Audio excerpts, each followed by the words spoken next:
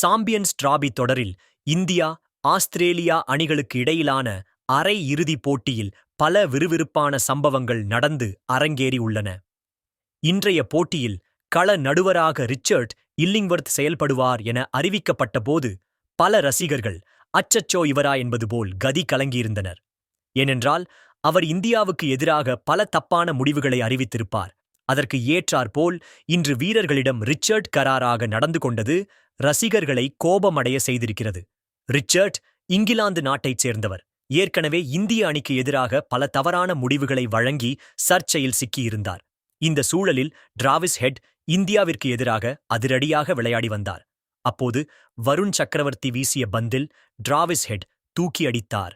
அந்த பந்து sixer line அருகே நின்று கொண்டிருந்த சுபன் கில் ஓடி வந்து கேட்ச் பிடித்தார். சுபன் கில் ஓடி வந்து பிடித்துவிட்டு அதனை வெற்றி கொண்டாட்டத்தில் தூக்கி எறிந்தார். அப்போது சுபன் கில்லை அழைத்த நடுவர் ரிச்சர்ட் கேட்ஸை பிடித்துவிட்டு பந்தை உடனே தூக்கி எறியக்கூடாது, அவ்வாறு செய்தால் அதற்கு நாட் அவுட் வழங்கி விடுவேன் என்று கூறினார். இதற்கு கொஞ்ச நேரம் ஓடிவிட்டு தான் பந்தை தூக்கி எறிந்தேன் என்று சுபன் கில் விளக்கம் அளித்தார். எனினும் இதற்கு ரிச்சர்ட் அவுட் வழங்கிய நிலையில் சுபன் கில்லிடம் அவர் எச்சரிக்கை விடுத்தது ரசிகர்களை கடுப்படைய செய்தது.